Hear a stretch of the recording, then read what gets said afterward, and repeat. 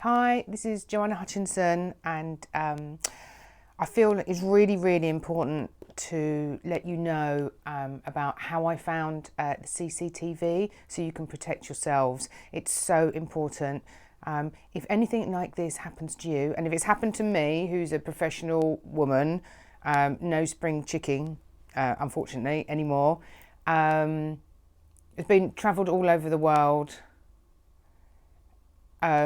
And actually, the police, ironically, tried to headhunt me only a few months before this incident. They tried to headhunt me to do transformation and help, should we say, improve the structure and the organisation, or within the police at a senior management level, director level. So hopefully you understand why I'm telling you this and how important this really is. So please just take this on board if you can. Put it in your pocket, whether it's you or a family member that may need this one day, or somebody you already happen to know. You may happen to know somebody who will be absolutely mortified they're going through this and probably hasn't vocalised it. So we need a way of having a space where people can say something really strange has happened to me and I don't understand it, because the whole concept of gaslighting and telling you repeatedly that something else happened is very, very confusing, especially when you've never had an incident like this happen to you before. It's very, very confusing, and unfortunately they know that and they take advantage. I'm sure really anybody that has a normal day-to-day life, nobody would think that in the UK, in England, our security services are faking CCTV evidence, faking interview evidence. So much more, and that will be covered in other videos that are going to be released. But what I want to tell you is how I personally found the CCTV code, which will help you or anybody you know protect yourselves. Because the earlier you realise what's going on, the more important it is. I've been going through this now for 4 years. It took 3 years, over 3 years, for my case to be thrown out. But I'm still suffering the consequences of proving my innocence. So, as I've already said, there's 400, in the previous videos, 466 files of the changes to the code to turn this into sort of a movie instead of it being CCTV. Now that link is below, so I need you, please, to have a look at that. It's so obvious in that, even if you really don't know much about code, because they've written a lot of there's a lot of just plain English communications in there about all the changes they've made. Techies, please comment. It's really important. We need to get this information out there that the UK security services are faking CCTV evidence of a female on her own, travelling on her own at a train station in England, all because she had the audacity to make a customer complaint about how she was being treated. So if they're doing this to me, imagine what else is going on. So I was brutally attacked at a train station by this chap. I had no idea what was going on. I thought he was some kind of nasty bouncer type doorman on his way to work. While I was explaining to him, I can't even say explaining, while I'm trying to protect myself from the abuse that was being hurled at me. Next thing I know, he slammed handcuffs on me, spun me around. I had both of my hands at this point in handcuffs, and I literally thought I was being kidnapped. What went through my brain, couldn't comprehend what was happening. But then I realised I was in a train station and it was in front of staff, so I couldn't be being kidnapped. Next thing I know, I'm body slammed onto the floor, and I'm beaten. So when the 8 or 9 burly policemen came to arrest me, I thought obviously to save me, when the 8 or 9 burly policemen dragged me away, I was told I'd assaulted a policeman and that I'd been accused of beating him instead of the other way round. And then I was actually told, I think it was the following day, that he was train station security guard. Now, this is something I never expected, but at some point down the line, and there's another video about what the actual point was, when did I realise this was a massive cover-up? But once I realised it was a cover-up, I realised they were never actually going to show the real CCTV. So we knew that wasn't going to happen. I knew that wasn't going to happen. I knew that wasn't going to happen because I was savagely attacked, and there was no way they were going to show that. And they never produced the body-worn camera footage from the 8 or 9 burly policemen. They forced my third lawyer to put in an official case to get the body cam footage, and once he did, they said they didn't know they had to keep any of it. We know that's illegal as well. So I did expect them to cherry pick the CCTV footage. That I absolutely expected them to do. But I have mentioned this on a previous video, and I was brave enough to be on a train. So I was travelling between home and London for a job, and I wouldn't travel every day because it wasn't safe. So I had to stay in a hotel during the week because I knew if I came back on a Friday late afternoon, early evening, the train would be absolutely packed. So I felt safe. So we got stuck at this particular train station. I might as well say it, Swindon train station. So we were there, and there was some waiting time until the train moved off. So I decided there was a window of opportunity. So I asked the lovely girls that were sitting opposite me to please look after my luggage. I ran off the train into the station to where I was attacked, and I took photos of where the policeman, the British Transport Police officer who interviewed me the second time and has his office based there, so he knows everything there is to know. He said that there were no cameras there, and it was ridiculous of me to think that they could afford to have cameras. Well, there's obviously cameras everywhere.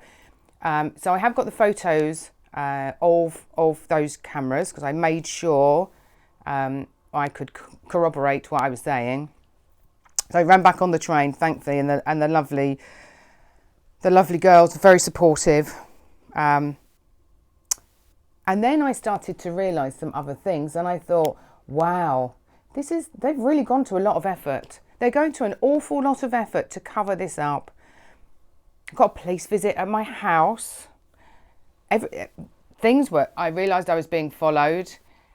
Things got very, very, very weird. So I asked my lawyer for a copy of all the paperwork that they had been supplied with. And this is where I started joining up the pieces of the puzzle. So I found a document, and we'll put a picture up or a link that shows you the number of cameras where footage was extracted.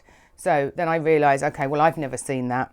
And interestingly enough, when they sent through what they said was the original footage, the first thing I said to my lawyer was, no, these have got version numbers on.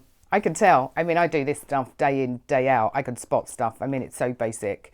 So I already knew that something had been edited, but I just assumed they'd cut things out. But then I continued, and it's very difficult. So while you're going through all of this and you don't understand, and you can't believe this is actually happening in the UK, I then looked at the tamper-proof numbers, and I realised throughout the paperwork the tamper-proof numbers didn't match. Simple as that. They never thought that I would go through the paperwork meticulously. But of course, when you're trying to prove you're completely innocent after you've been a victim of a violent assault, you're going to do what you need to prove your innocence.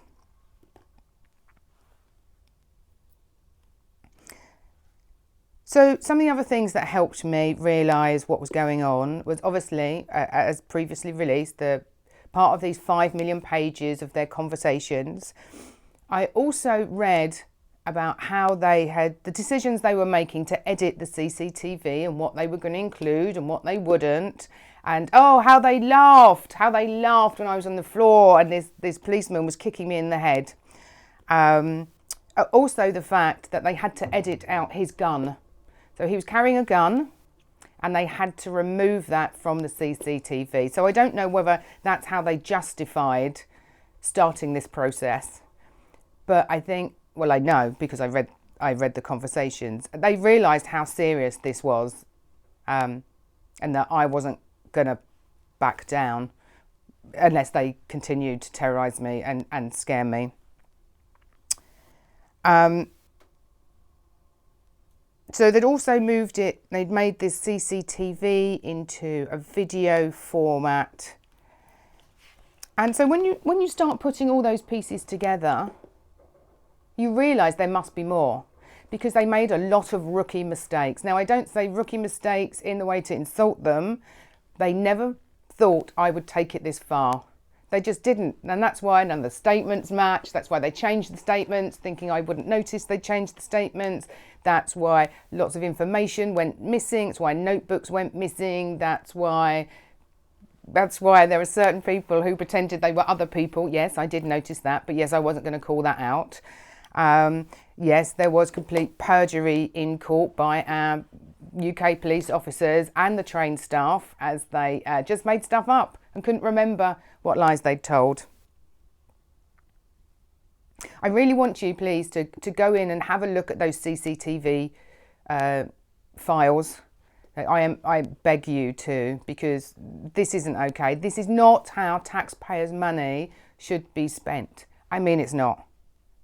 You have a look in those files. It's very, very clear. If it's happened to me, it's highly likely it's going to happen to someone you know, one of your members of your family, maybe one of your children, your sister, your mother. These people don't care. They don't see me as a human. They really don't. They see me as something that needs to be controlled, and how dare I prove I'm innocent? I thought he was going to kidnap and kill me, this man. He was a dark, dark energy.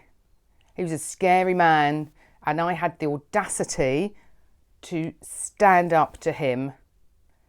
And he wanted to show off. There's a large number of people that night who wanted to show off in front of each other. I mean, I had absolutely no idea at this stage that this was an undercover operation. It took me some time to piece that kind of evidence together.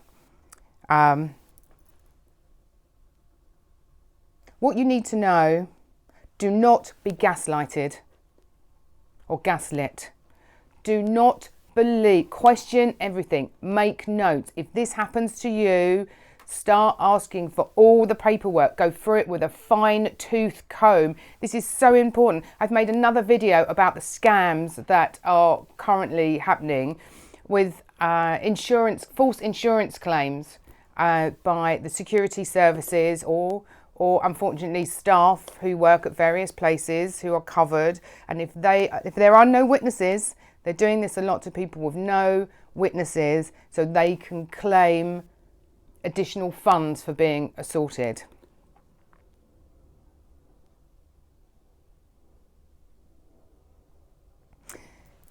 This man who attacked me, not only is he an undercover police officer, I mean, one of the things when I did my research, I also discovered, not that he was they told me he was a security guard, not that he was some kind of bouncer. He has a license to be a bodyguard with security clearance at the most senior level.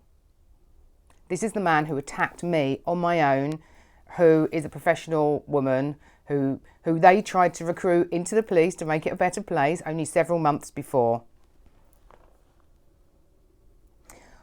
What you must not do, and so many people have come forward to tell me, do not take a caution. I don't care how much they threaten you. I don't care how scary they make it for you. Do not take a caution if you haven't done anything wrong. They accused me of trying to strangle one of the train staff. Absolute rubbish, obviously. But they thought that would work because all their other tactics hadn't worked, and I refused to drop it.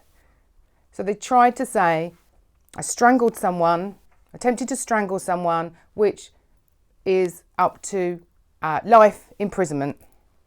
That obviously then disappeared off all of their records. Now, if I'd taken a caution, one, I couldn't because there was absolutely no way that was ever going to happen. The pressure that was put on me was unbelievable. Now, I know that's why so many people take a caution, because they're worried about their futures and the futures of their children. But no. What they do, they then make you a targeted individual. You take a caution, like a good boy or a good girl, and don't ever say anything. And if you're very lucky, they might leave you alone. Alternatively, they'll put you on a target individual list, and then they will set you up. And I know, because I've read the conversations, the amount of times these people have tried to set me up to get me a second charge to put me in prison and ruin me is disgraceful. This is in the UK. What is going on, people? What is going on? You need to make sure you do not take a caution. If you haven't done it, don't let them brainwash you. This man handcuffed me. Now, I know I need him in the groin immediately because I thought I was being kidnapped. Do you know what? That's the one thing. It's the one thing I was never charged with. And I said right from the beginning, and they took that out of the interviews. They've taken that out of the paperwork. I was very clear because I've been honest right from the beginning. There's been things I've been confused about because I've been gaslit and none of it added up. I've never lied. I've never lied. I need that man in the groin. And that disappeared. Why didn't they mention that? Be very careful, people. There's some very, very strange, scary control tactics being used out there. You need to know this stuff. You need to know this stuff. Now, unfortunately, you need to make sure who your lawyers and solicitors are. I had an awful experience. I had a great experience to start with by the on-duty lawyer that came to visit me. She said she would be a witness of my injuries. They clearly scared her off, and the people they replaced her with were supportive of what these people had done to me. Shocking. Shocking. You need to go to people, you need to ask for help immediately. I was mortified. I can't tell you how I'd been savagely beaten. I'd been accused of beating two men. I had concussion. I'd spent a night in a dirty cell. I'd been lied to. I'd been gaslit. I was devastated. I cried in that cell all night. The police officers outside said, "Oh, she's definitely not taking it well." No, of course I haven't. I'm the one that's been attacked. Take this seriously. Do not take a caution. Check every inch of your paperwork to make sure it matches. And I mean every single inch. Because when you find out how much they lie, you really, really will want some change. This is really scary stuff, and it's got to be stopped. We do need to stand together before they give themselves extensive new powers. And they are going through Parliament right now. It's scary, it's shocking. Do not allow it. Do everything you can to put a stop to these crime bills going through. The policing crime bills, there's a number of other bills that are going through. Do not believe them. They are not what they're saying they are for. This is scary stuff. Don't allow it. Keep yourself safe as much as you can. Be aware. Get your eyes open. Get your eyes open to what is going on. The levels of control are ridiculous. You won't read about it in the newspapers. Why is this not in the newspapers? They faked the CCTV of a single female travelling on her own, plus all the other things. Why is this not in the newspapers? We are not being told what's going on. Please, please look at this code. Please save it before they delete it and delete me. It's really, really important. Don't allow them to continue in this direction of travel. We must do something together. We really must. Let's work together. Don't let them be divisive. Don't let them try and make us into left wing, right wing, person of colour, a white person, a rich person, a poor person, a working. Don't allow them to do it. That is how they have had so much control. We've really got to, you need to know this stuff. It's not nice, but you need to know it before it happens to you. We are stronger together. There are more of us than there are of them. But unless we know what's going on, we can't do anything about it. Please comment. Please tell me what you find in that code. Please let me know if this has happened to you or you've heard of other stories. Comment. We need to have a place where it can be discussed. I'm not doing this because this is my dream. This is not my dream. This is not how I thought my life was going to be. But I need this to stop happening to other people. It's terrifying what they're doing to you. Terrifying. And then they make you pay. And when I mean they make you pay for proving your innocence, you're going to be shocked to the core. So I ask you once again, please look at the code, please download it. They're only tiny files, they're only .txt files. So these are tiny, tiny files. Please, please, please download this data. It's so important, I can't tell you. I need your help. I need your help to make sure this stops and it doesn't happen to other people. 4 years of being terrorised. Scary stuff. There are other videos, again, some of them a lot more graphic about how they planned my physical demise, and it's not nice. You wouldn't even watch this stuff on a movie. You'd say it's too much and you wouldn't be able to look. This is what the services in this country are doing, and I'm not a one-off. So please, please, please help, comment, share, talk about it. Even if you don't feel you can be brave enough to press the like button, I understand. But please promise me, make a promise to your future family that you will discuss this with other people.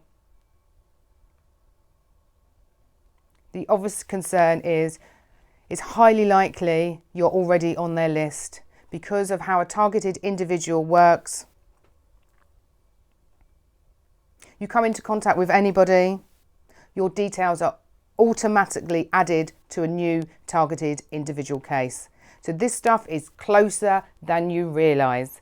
So if it hasn't happened to you, it's highly likely something will happen, and it's very, very likely you're already a targeted individual and you don't know it.